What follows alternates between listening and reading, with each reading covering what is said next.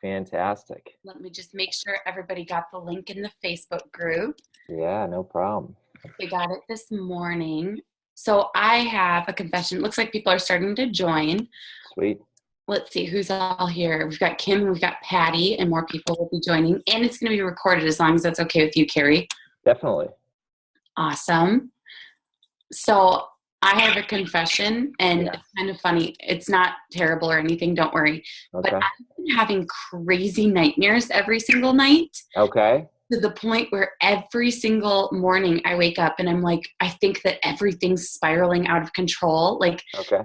it's crazy. And so, like, I keep going back to sleep until I have a better dream. And guess what? It doesn't ever happen. Wow.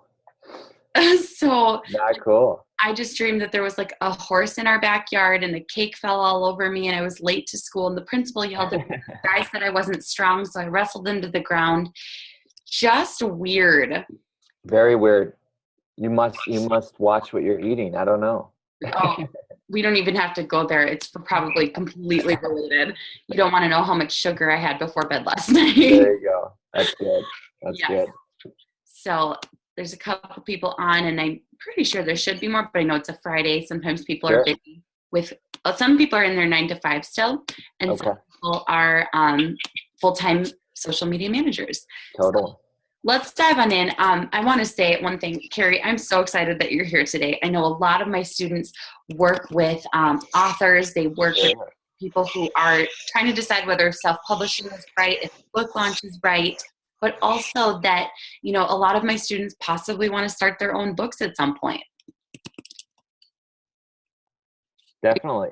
Are you still there? I am. I just muted myself, but I am here, and I love books. I mean, books are fantastic.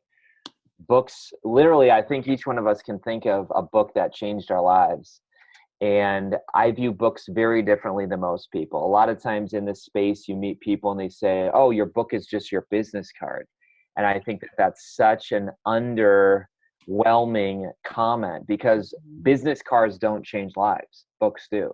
And so when I work with authors, I really help them understand, like, actually your book can be a business.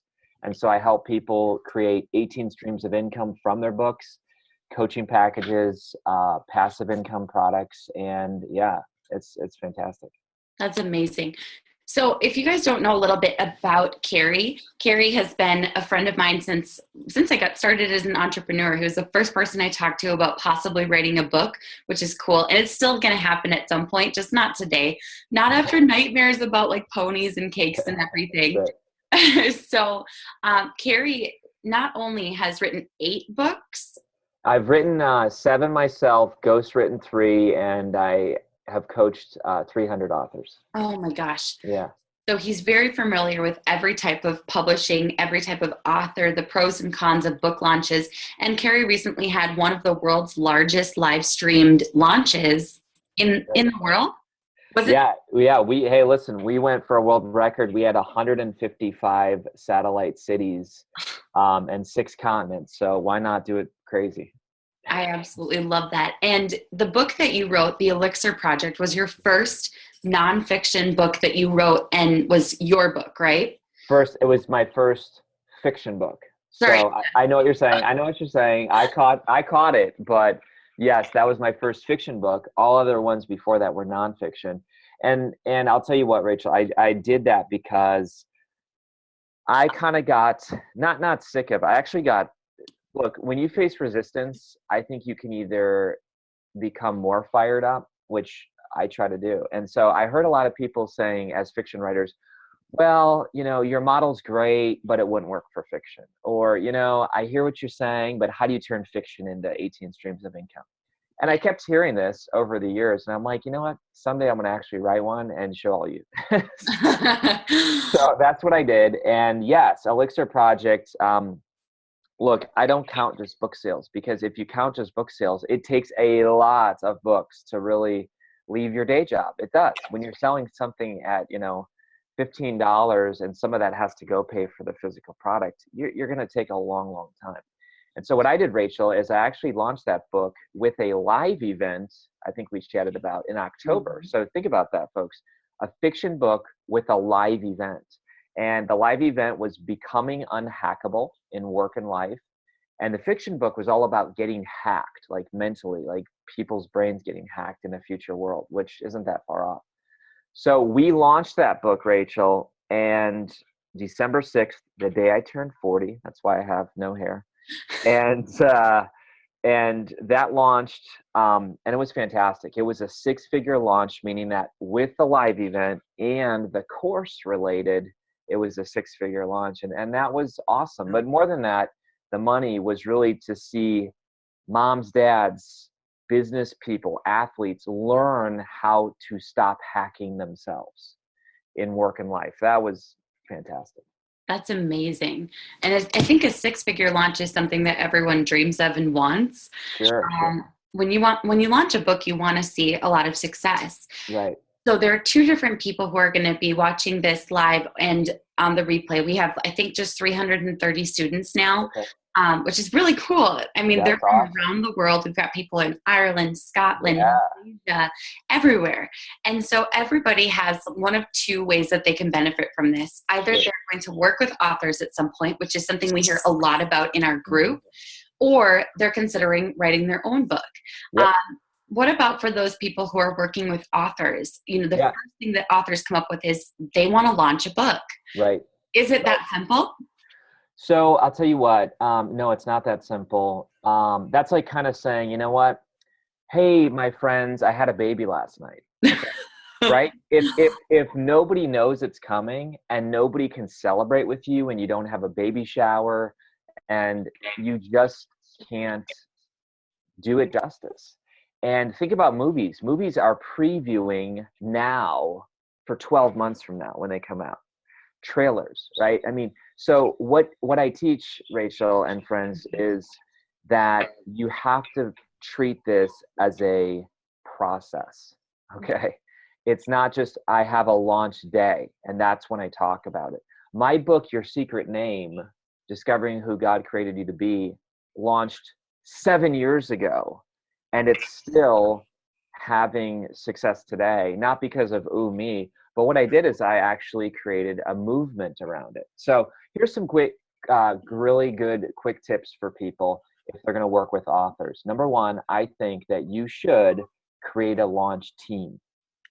Okay? So you can do that with a private Facebook group. You can create a launch team that basically you don't add people without their permission. That's like a no-no. But this is basically you saying, hey guys, my book is going to launch in about 30 or 60 days. And I'd really like to invest in you guys and show you and take you on this journey with me. Would you want to join me on this journey? So Rachel, that really works well because now it's not you versus the world. It's you and 300 or 500 or 50 people against the world. Does that make sense? It does. So it's not just one person going out there and hoping that they make a big enough impact with the book launch. Right, right. And what I treat everything, so I kind of have these buzz phrases or buzzwords that I say. I believe that selling is serving and marketing is storytelling. And guys, Rachel does this very well. I watch her Facebook. She doesn't just say, hey, buy this thing. Storytelling is so important, especially on social media. And what I'm saying about this, Rachel, is when you kick off your launch team, when your author does, she might want to take a picture of herself when she was 7 and say on her Facebook page, ever since I was 7 years old, I've had a dream to one day become an author.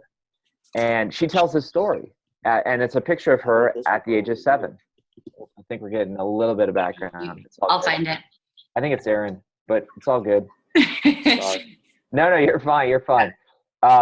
So the point is that launch that team with you as a picture of a 7-year-old. Everyone's going to be like, oh, isn't she cute or this type of thing. But then you make the post be about them. So you say, what dream have you had since you were 7, but the world has told you you couldn't do it? This type of thing. You always make the post be about them, not buy my book, buy my book, buy my book. People get really sick of that. very quickly if you're just going to pitch your own stuff. Yep. Awesome. Absolutely. I think that's such a universal truth with social media. And it's something that I think social media managers run into time and time again, because every single client wants you to talk about them. Right. And we have to kind of be that pushback that says, no, we're telling a story. We're building an audience. We're engaging. It's not Exactly. just about your offers. Yep. That makes Yep. I totally agree. Totally agree. Another thing that every book needs is a party. Okay. A launch party. I say that, yes, a launch is a process, but you need a party. You need an event. When Star Wars launches, there's opening weekend. Okay. When someone has a wedding, there's a wedding day. And you need that type of event, because events spike sales and traffic. And so a lot of times what I teach people is I teach them how to do an effective launch party. And the launch party, again, isn't about, hey, everybody, I got a book, come join my party. What I do, Rachel, is I actually gain donations. So this is what I teach my clients. You get donations from other people's businesses. Mm-hmm. And what you do is you treat your launch party, and you do it virtually. So you do like a Facebook Live and a physical party. I mean, that's really cool. If you're bold like that. But what you do is then you treat it as in like 10-minute segments or 7-minute segments. And then you have a prize that's drawn every 7 minutes. So for example, you say constantly, and you're not you got to have someone who's an MC, or it could be the social media manager who's like corralling people who joined just, a second ago. And they say, hey guys, if you're brand new to the party, say where you're from. But then what you're doing, Rachel, is you're actually using your email. People send receipts to your email. So all during the launch, people are buying books and they're sending receipts. And then you have a team member or a social media manager who basically pops those into Excel. And then every 7 minutes, you draw a prize. And you say like, hey, our next prize is from Mark's Big Boy down the street. And it's a $25 gift card or whatever. It's or an Amazon gift card, these types of things. And what that does is people want to get in the prize pool. They want to see a raffle. They want to see an event. Here's the other cool thing. You raffle off your services. That's huge. If an author wants to be a coach, or they want to have a retreat, that's a great way to feature your products and services without being pitchy.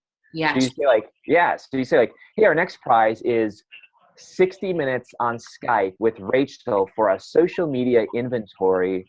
And what we're going to do is we're going to boom, boom, boom, boom, boom, da, da, da, da, da. And now everyone who's listening is like, oh my gosh, I want that. Even if I don't win, I want that. Or other people are going to say, I want that so bad I'm buying 10 copies. So my name's in the hat 10 times.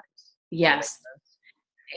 Isn't that funny how that works? Because psychologically it's different. I'm a part of Russell's Expert Secrets launch, and it's been so cool to see how he's not offering amazing prizes to the affiliates, but everyone wants it so badly that everybody's like putting in extra prizes, and they're, you know what I mean? It's really, really cool to see.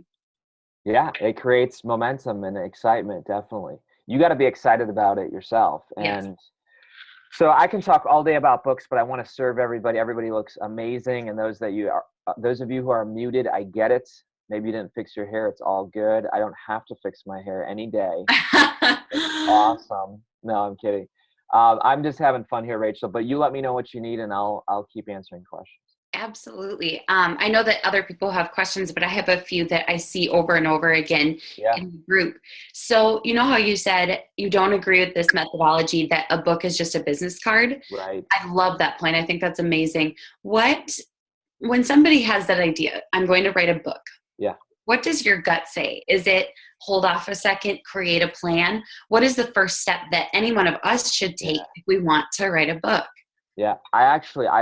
Listen, I meet people on airplanes, parks, whatever, and I love when I hear them talk about a book. I get excited. I really do.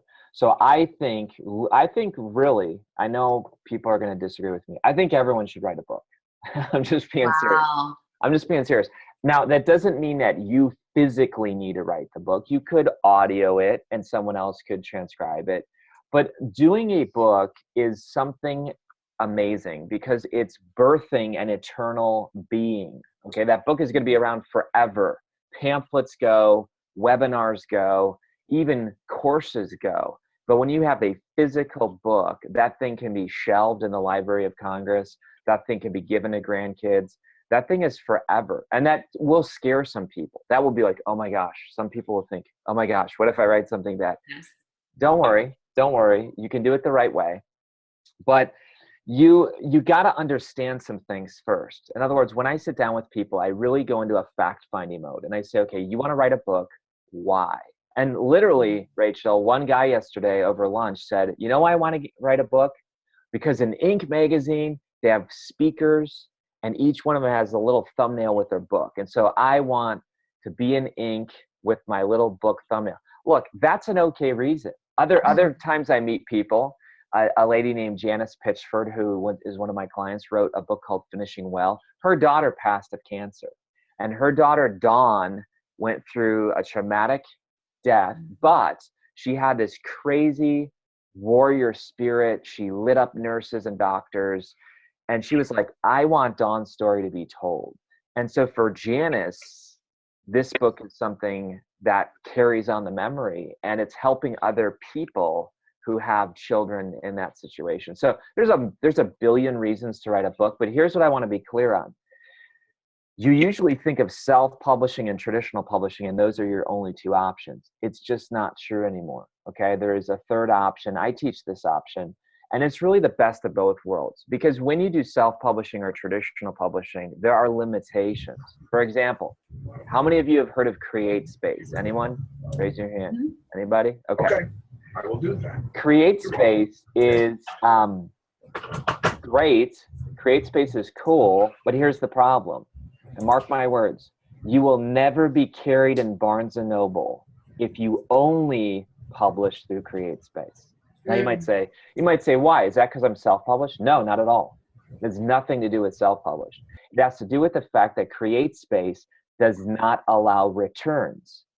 And so you're trying to get Barnes & Noble and other brick and mortar bookstores to physically carry your book, and they just won't, because that would be a loss business model for them. It would say, oh, we're going to buy all these books, but we can't return them if they don't sell. So Barnes & Noble has a rule, just like most brick and mortar stores, that they cannot carry non-returnable books. Does that make sense? Yeah, it makes 100% sense. But It's interesting because I think CreateSpace is something that a lot of people have heard of. It's kind of pitched as what is the easy way to go about writing a book and publish. Right. Yeah. And so I'm happy when people use CreateSpace. You know, I have my clients use CreateSpace, but also other things. And here's another reason why. How important are pre-sales with anything, right? You guys know pre-sales are super important for video games. They're super important for movies. Mm-hmm. Pre-sales actually for all bestseller lists, they count toward the first week of sales. So let me say again, if you have 6 months worth of pre-sales, all of those 6 months worth of sales, boom, get counted the first week for your bestseller list. And so this is why I always sit down with people and I say, what is your goal? If your goal is to be in Barnes & Noble, do not use CreateSpace only, okay? If your goal is to hit a bestseller list, at least a non-Amazon bestseller list, do not use CreateSpace. Here's why. You cannot do pre-sales on CreateSpace. In other words, the moment you go on CreateSpace and hit approve, you go live and publish, and you can't ramp up with any action via pre-sales. Does this make sense? Oh yeah, absolutely. Yeah. So I sit down and I say, what do you want with your book? And not all books are created equal, just like not all houses are created equal. Yes. How many of you guys have seen these webinars say like, hey, write your book in a weekend and become a, international bestseller, right? Over and over. Yeah. Over and over. Yeah, I don't teach that method, okay? And the reason why I don't teach that method is because I want you to have a good book, okay? Some people are just like, oh, I'm going to be out networking with people and I want to hand them this oversized pamphlet that has 7 fonts on the back with 40 misspellings. Like, that's your brand, all right? And when people get my books, so I've been traditionally published 6 times, but my 7th book, Elixir, I chose to do that myself through my Author Academy Elite. I actually have a publishing company that's not traditional or self. It's kind of this third way, which is collaborative publishing. Mm-hmm. And what we're able to do, Rachel, is we're able to get people the same profit margin as self-publishing, which is really cool. Mhm. But we're able to get them into Barnes and Noble. We're able to teach them how to create 18 streams of income, launch their book with a launch party, build a launch team. It's like everything that I wanted years ago when I didn't have a mentor or that type of thing. So I just don't think that you need to settle for, oh, build your house yourself, called self-publishing, or sign away your life and control and get a small advance. And then people don't understand this. Like traditional publishers, you know how they make their money? Okay. You buying your book. So for example, your book will retail at $14.99 soft cover. They'll give you a 50% author discount. And you're like, cool, I get 50% off of retail. When in reality, on a $15 book, it probably costs them $2 to print. So you're paying $5.50 a copy. If you buy 1,000 copies, you've just given your traditional publisher $5,500, and the average advance is $5,000. So these are things that people do not realize. They're like, ooh, my life will be made when I get traditionally published. As a 6-time traditionally published author, I will tell you that the publisher expects you to market. They say, we're the printer, we're the editor, we'll make it a good product, but you have to go out and market it. And it's just reality. And we can talk about that or anything else, but I'm thrilled because here's the best thing, Rachel. The best thing in the world, the best feeling that I've gotten besides marrying my wife and having 3 kids was getting a letter from a complete stranger in Australia that says, "Dear Kary, we've never met, but I read your book and it changed my life." And then it goes and tells a story. And folks, you've all heard that passive income is where it's at, right? We're all like, if you're online, you've heard, oh, passive income is where it's at. What about passive impact? Where you go to sleep at night and your story and your message is changing people's lives while you sleep. You guys are entrepreneurs, some of you. You can't answer all the brain picking requests. Hey, Rachel, I'd like to pick your brain. Hey, Rachel, can I, you can't do that. So eventually you're going to be overwhelmed or your impact's going to be limited unless you can create these passive impact and income products, which is a book. I love that. So Rebecca asked a question in the chat. She said, do you think it's true when people say that you have to write at least 2 really bad books before you can actually write a good one? No, I don't. Do you have to go through 2 bad marriages to find the right one? I mean, I don't know. Sometimes you do. Sometimes you need to go through 5. I don't know. But the point is that that's limited thinking. And I appreciate the question, but whoever has, there's all kinds of rumors out there. One of the rumors I hit, you can't make money on a fiction book. Another one's, is this, you have to write 2 bad books first. Really? Let's take Veronica Roth, who wrote Divergent, okay, as a college student, okay? So, over break. So, there's so many examples. The Shack, okay, the guy who wrote The Shack, right? First book, and you might be testing some stuff before that, but there's all kinds of examples of people who've written great books with their first one.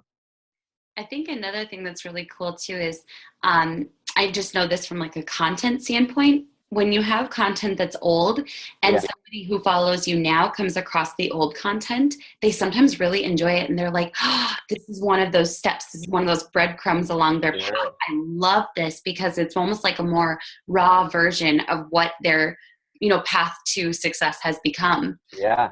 Oh, definitely. One of our authors, some of you might have heard her name, Amy Schmidauer. She's got Savvy Sexy Social YouTube. She purposely will not take down her first videos, even though they stink. And she says they stink. She's like, oh my gosh, I can't. And she's got, I don't know, 900 YouTube, videos right now. But she says, I won't take down my first one because I want it to be an encouragement that like, you have to hit record. And I'm teaching students. And look, my first book wasn't that good, but that's okay. Like you're growing. you know, and sometimes people, their first one is awesome and other times it's not. But if you don't start, you'll never know. I love that. Caleb asks a great question. How much do you suggest investing in editing, and where do you suggest that people find an editor? Yeah. Okay. So editing is kind of like this super important step. However, there's options. Okay. You can literally go on Fiverr. I'm not even kidding. You can go on Fiverr and you can find someone in another country who speaks really well, with English, and they will edit your entire book for $100. Now, is that the way to go? No. But if it's stopping you, um, put it this way, like all books do not need to be on a crazy high editing level. Let me give you an example. Has anyone read Brendan Burchard? Okay. Brendan Burchard he even says, I cranked out Millionaire Messenger in 13 days. I did, look, I've found errors. Has anyone here ever found errors in books before? Right. And yet here's what I love what one of my students says. He was on stage. He's this African-American dude. He's got tremendous fire. And he's like speaking to my crowd. And he says, you know what? My crappy book is better than your no book, and Yes. I love that. I love that because here's the point. Dexter, his name's Dexter Godfrey. Dexter's out selling. Dexter's out getting appointments. Dexter's making his books better. So yeah, Fiverr, $100. Okay. Other options, right? Upwork, you can find an editor.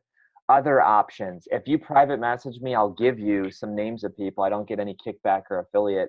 But I have a whole Rolodex of people.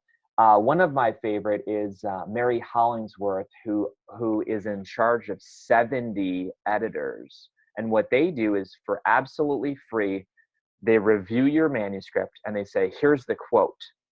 And Mary's working with Thomas Nelson, HarperCollins, Zondervan. She's working with very high level people. So all I'm saying is don't let the editing thing stop you. Now, I actually paid a crazy amount for Elixir Project to be edited. Why?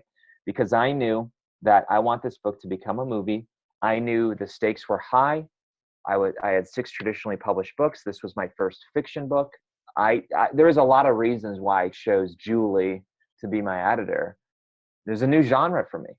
So I'm glad I chose her. I paid around $5,800 for editing, but you can go from 100 to probably top 10,000 and tons of good people in between. I'd say the average is probably around 1,500. And I'm willing to bet too, there are some people even within SMU who have a great eye for error in a good way. Like they can spot it. You're so right. I'm so glad you talked about that. Mm-hmm. We all know the niece who's an English major or the friend's daughter or the friend's son. Do exchanges. I was stuck in my day job. So I'm one of these people. How many people are stuck in a day job, right? I was stuck in my day job for 12 years. And it's not that the day job was horror or prison or this type of thing. It's that I wasn't at 100% of my capacity. I was at 80%. And 80% alive is 20% dead. And so I said at the end of the day, I need a shift. And look, do exchanges when you first start out. Rachel, I did that so often. I would be like, you know what? How about I coach you if I can have you design a website? Yeah. Okay, these types of things. So guys, you are talented people. Everybody here, do this. Do your VPS. I don't know if you've taught people this yet, but it's super easy. Super easy. You guys ready? Really quick for your VPS. This is where you go in networking meetings. All right. Write this down if you can. But it goes like this. I am blank who helps blank do or understand blank so that blank. I'll repeat it. So I am blank. So I'm an author, coach, and speaker who helps blank individuals and organizations do or understand blank, discover who they are, why they're here, and where they're going so they can become a soul on fire and share their message with the world. I mean, that's mine. So I literally can walk into people's events and know very quickly what my value proposition statement is. And if they need what I need, maybe we can find a match and not exchange money. I love that. This is something I'm going to give as homework for everyone in SMU because I think this is so huge. Yeah. I haven't even done this. I still feel Okay. like I'm so new as an entrepreneur. Sometimes I hear stuff and I'm like, oh, that's what that is. Okay, great. Let's go ahead and write that down. And Rachel, I'll tell you what I'm going to do. I'm going to just copy and paste mine as an example. Okay. Because this, and what I did actually, here's the gold. If you want a 6 or 7 figure business, you see my VPS down there, everybody? What you do then is you tie a product or service to each one of those do or understand. Okay. So let me just say really quick. I have a product or service around who people are, identity, why people are here, purpose, where people are going, their direction. So they can become a soul on fire, experience unhackability, that's Elixir Project, and share their message with the world, that's Author Academy Elite. So in other words, you create a VPS, then you bundle products and services around those. Boom. That's it.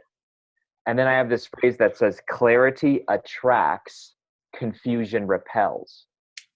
Clarity attracts, confusion repels.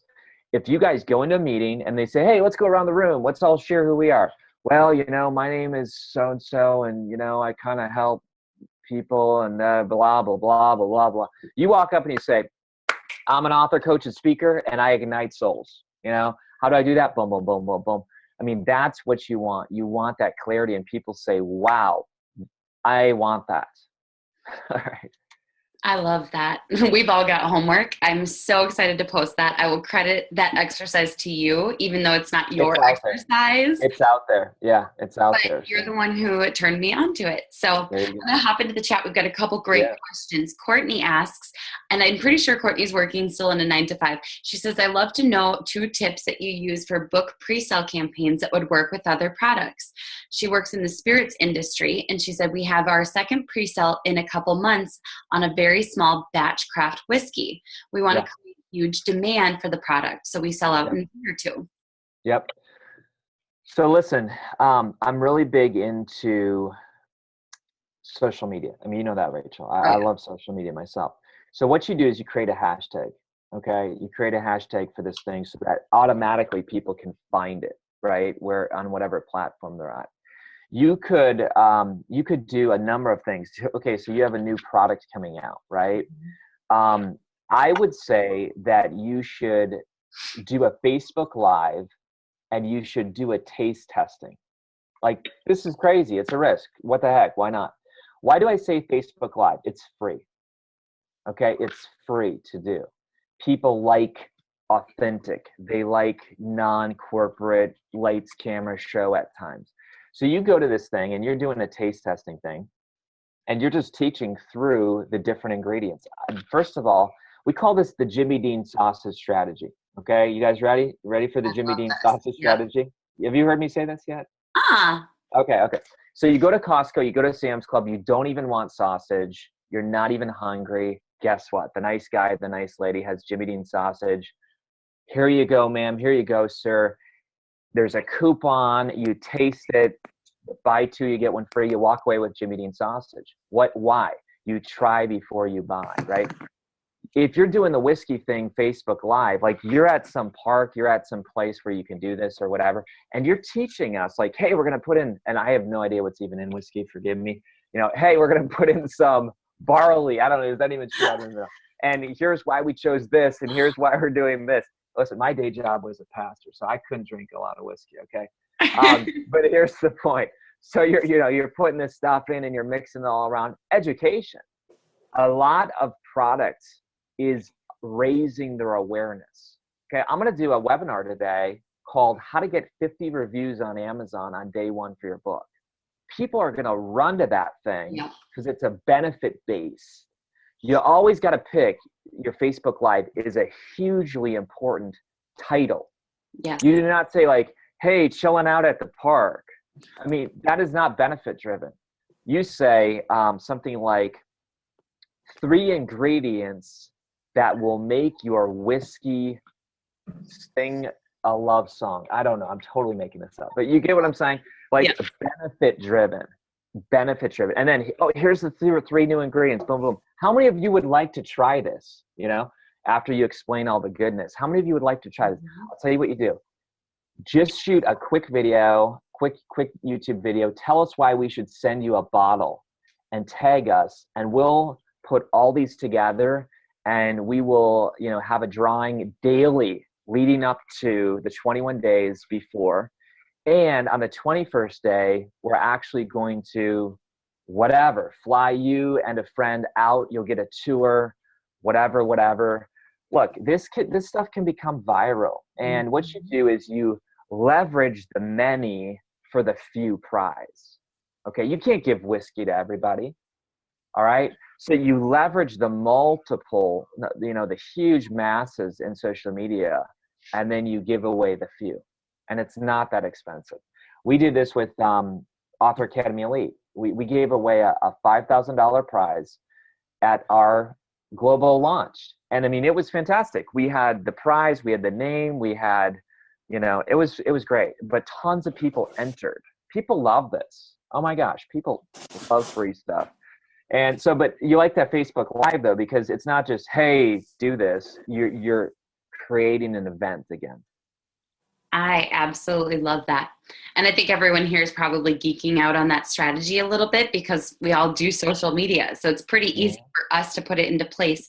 A lot of people, if you say, oh, just do a Facebook Live, or, oh, just put out a hashtag, they're like, what? I don't know how to do this. Right. But we're like, oh yeah, we've got this. We've totally got this. These are amazing tips for launches. Caleb has a great question. He says, can you speak a little to the difference of your editing level with a traditional publishing process versus your independently published book? Do you feel like it overall increase the overall effectiveness of the message? Yeah. So listen, not everyone is on the same level of a communicator. Let's just be honest, right? I have some students that English is not even their first language. Still, that shouldn't stop you. So you do not need to be a genius. Notice it doesn't say best book, New York Times best books. What does it say? Bestsellers. Bestsellers. Okay. Sorry, but have we all seen books that were like, oh my gosh, how did that become a New York Times bestseller? Like 50 Shades of Grey. I'm sorry. 50 Right. Shades of Grey. How? Or whatever, right? Right? Whatever. It's not that good a book, but it was best marketed. So here's what I'm saying. If you have a pile of money and you can spend a certain amount and you say, is editing like the most important thing? You should have a good book. Okay, if people open your book and they're like, wow, there's 10 grammar errors right here, you will actually turn off some people. You will. But if it's not the most, you know, polished and poetic, and that's okay if it's that type of book. Like how-to books, sorry, but if it's how to fix your whatever, like I mentioned Brendan Burchard. Brendan Burchard came up with an illustration that was fantastic. He said, would you ever buy a book with real estate secrets from someone who never sold real estate? What would we all say? No. We'd all be like, what the heck? No. Unless that person interviewed the top 10 real estate people in the country and then refined their top secrets. Would you then read that book? Anybody, if it's got the top 10 people in the country for real estate. Yes. The point is that you don't always have to be the expert. Oh, I got to share this, Rachel. Every book comes off with 3 tones. You ready? Struggler, Sherpa, or sage. Struggler, Sherpa, or sage. I would even say you guys in your business, you are either a struggler, a Sherpa, or a sage. And you might say, well, only the sages make money. No, not true at all. Here's why. Anyone ever hear of Donald Miller? Donald Miller story brand? Anyone hear of Blue Like Jazz? She has right here, over here, Courtney. I think Aaron has too, because I know Aaron and Alicia, I'm pretty sure have heard of. Yeah. Okay. Guess what? Donald Miller, Blue Like Jazz, is written from a struggler voice that says, I don't understand this Christian thing. I see a ton of holes in it. I'm struggling with my faith, but guess what? I'm going to go figure it out together. Will you come with me? Genius. Lots of businesses start this way. Hey, I see a problem. I don't have the solution, but I'm willing to go check it out. Who wants to join me on the path? You know, just the other day, I was coaching someone who wants to do a mompreneur book. And she's like, I worry that I'm not some crazy expert. And I'm like, hold on. The fact that you are courageous enough to say, I don't want to work, 50 hours a week, but I don't want to not have income. The fact that you say, I'm going to try to figure this thing out. Will you come join me in the process?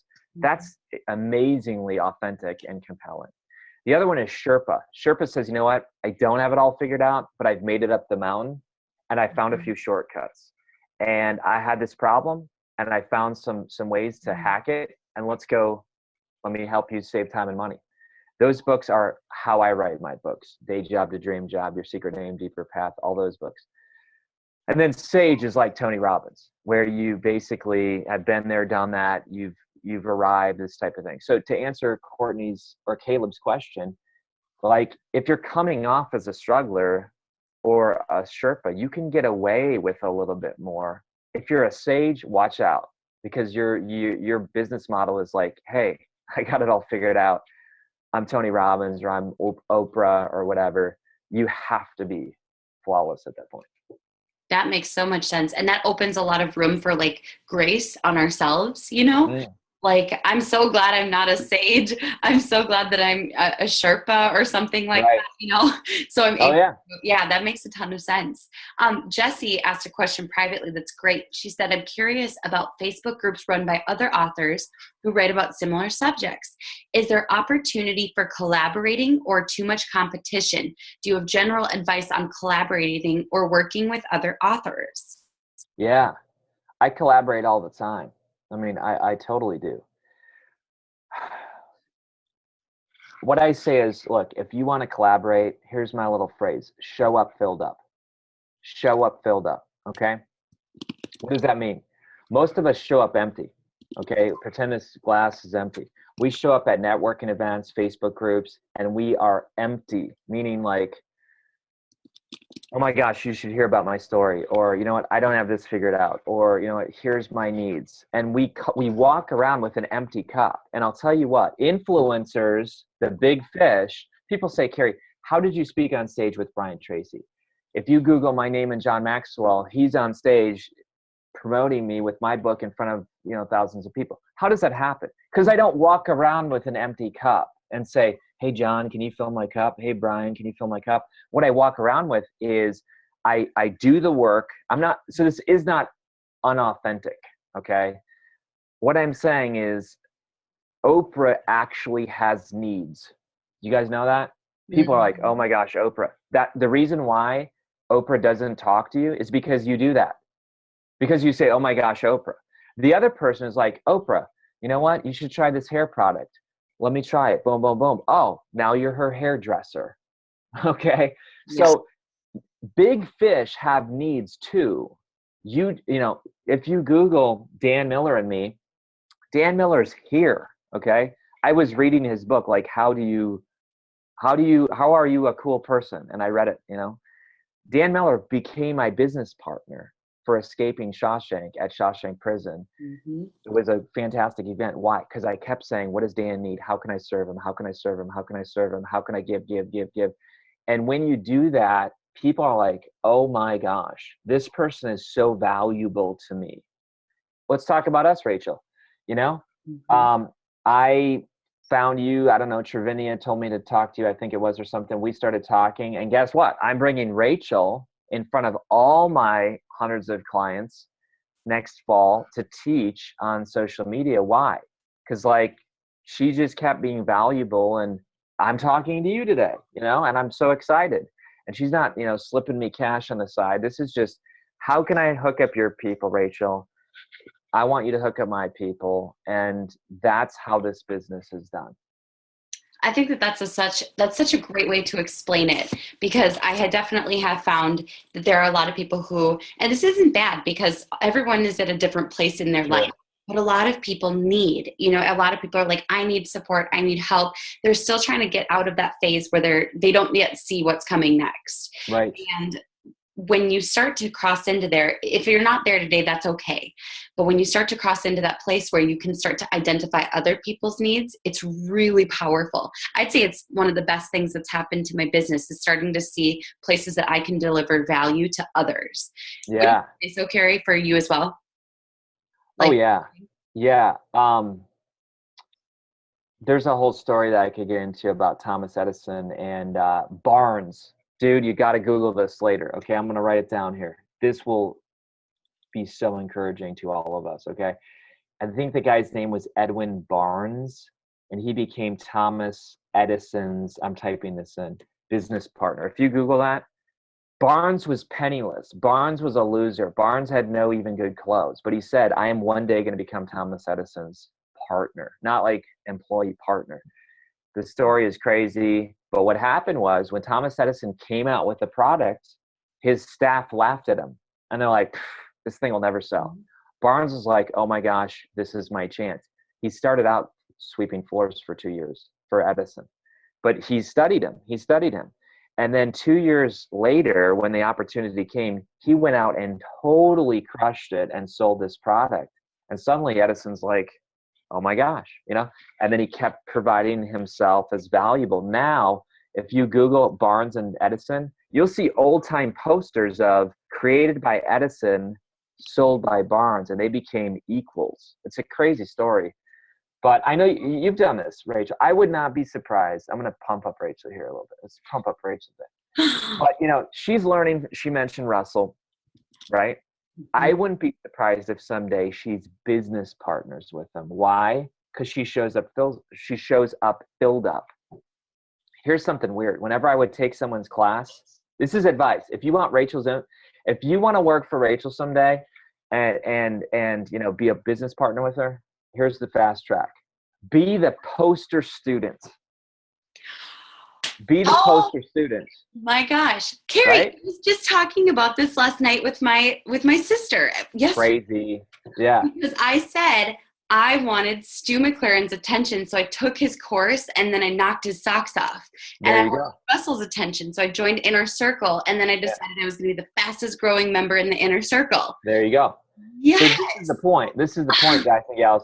If you have a big time client, right? How many of you have a big time client or a client that you'd like to? I see her hand. I see Courtney's hand.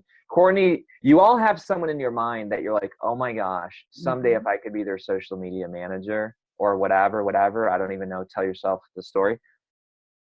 Like, get close to them, maybe by being a paying client, and crush it. Crush it. Just crush it. And they'll be like, suddenly, hey, let's bring Courtney up on stage. Hey, Courtney, tell your story. Boom, boom, boom, boom, boom. This guy opens up because you showed up filled up, instead of like, you know what? How does my login work? How does my username work? I get it. We all have username problems, but if we can Google something, do it. Because trust me, successful people are not saying, I wish I had more problems. I wish I had more high maintenance clients. Please give me high maintenance clients, God. Please, please, please. No. Busy, influential people are like, give me more rock stars. Yes. And you guys are creating your products. You guys are going to be creating your products, and you're going to have students, and maybe you already have, that are going to love, and you're going to be like, these are the poster kids, and I want to promote them, and they're going to be speaking at my events and this type of thing. That's power. And just so you guys know, that's completely true. When I hire for my team, which interviews are secretly going out this week to a couple people as we grow the team, I'm looking for who is the most active, who's the most supportive, who is having big wins in SMU. And that doesn't mean you have to be all successful, but I look at your outlook on everything.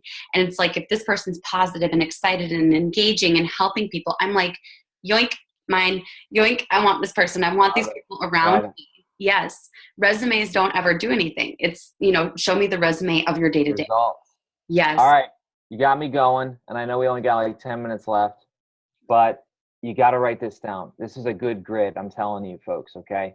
Write this down, Courtney. Ready? I'm watching you. What about you? I got Macairr. I'm watching you. All right. I'm watching Caleb, Jesse. All right. Here's what you do. You want to be a victor, and therefore you will only attract victors when you're a victor. So, you know, everyone's like, "Ooh, I want great people." You don't get what you want, you get who you are. You don't get what you want, you get who you are. Now, here's what a victor is. You ready? Mm-hmm. I'll tell you what a victim is first. A victim, and by the way, I'm not talking about like, "Ooh, you were a victim of a crime." I'm talking about a victim mindset. Okay, you can be the most successful person in the world and have a victim mindset. Victims lie in bed, blame, excuses, and denial. Okay, so draw a line on your piece of paper and say victim, BED, blame, excuses, and denial. You are living below the line when you are a victim. And trust me, like I got pulled over with a speeding ticket last week, and I was tempted to go into victim mode. Like, oh my gosh, this is the second speeding ticket in my life. Why didn't she have anything better to do? Blah, blah, blah, blah, blah. My kids are in the car, right? No, I was like, you know what, kids, daddy was wrong. It was totally wrong. It's my bad. What did I do? I was a victor. Here's what victors do. They put their oar in the water and move forward. Ownership, accountability, and responsibility.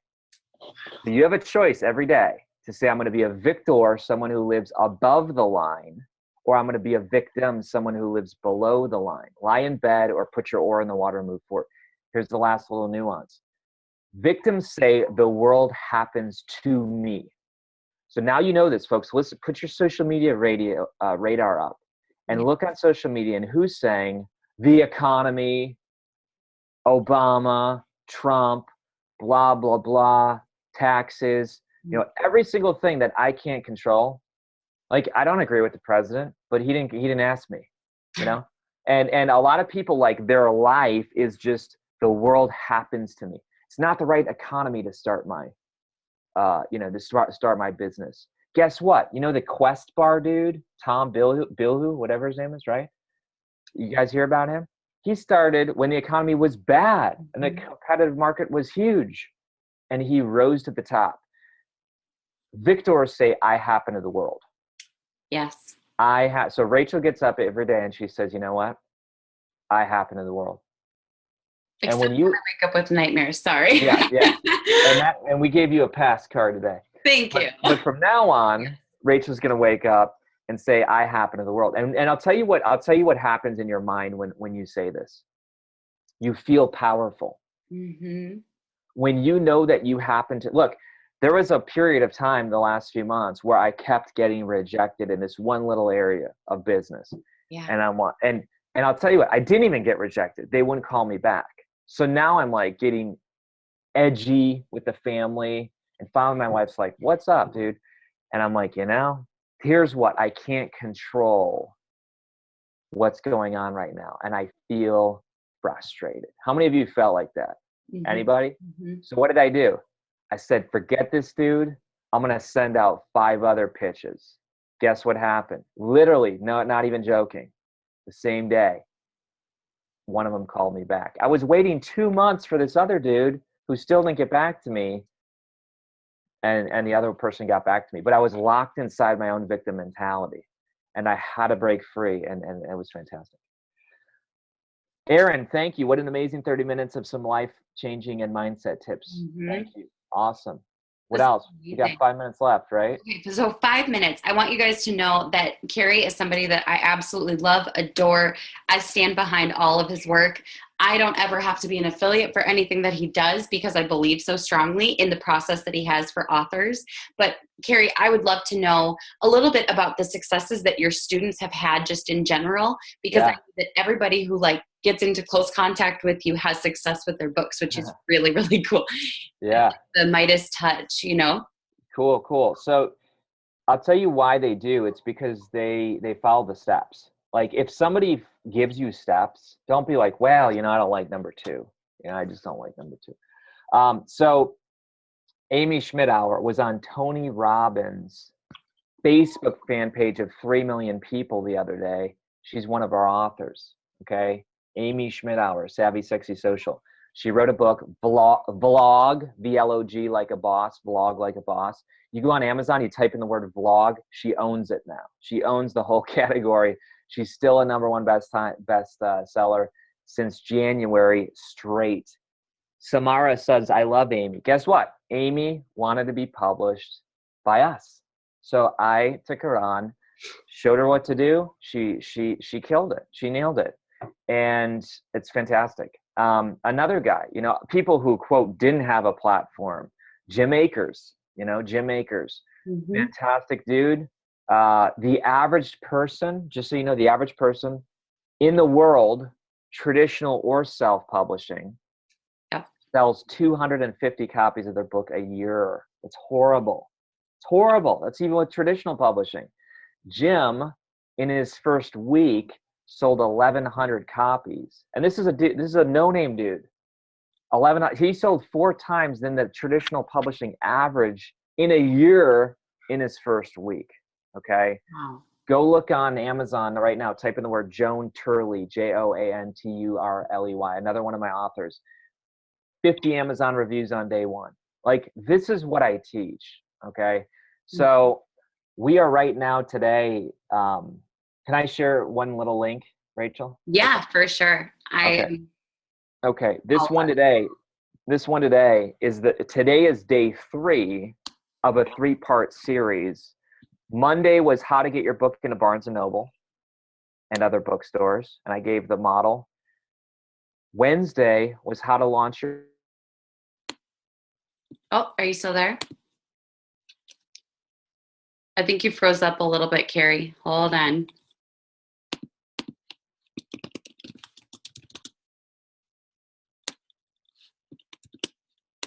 He's coming back. Don't worry. As soon as we get him back, I'll turn off his video to see if we can just get his audio. Isn't that so life, though? Life is like tech issues and like wrong links and let's try. I'll just Facebook message him and let him know real fast that we lost him for a second.